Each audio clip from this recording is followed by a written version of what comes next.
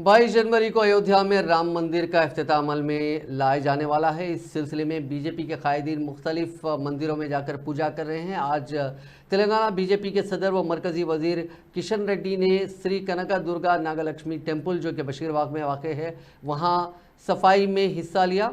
उन्होंने इस कैंपेन को स्वच्छ तीरथ कैंपेन का नाम दिया है। उन्होंने कहा कि वज़ीर आज़म नरेंद्र मोदी मुख्तलिफ मंदिरों में जाकर सफाई कर रहे हैं और मुख्तलिफ प्रोग्राम्स में हिस्सा ले रहे हैं। उन्होंने इस पूरे प्रोग्राम में सभी लोगों को शामिल होने की अपील की है।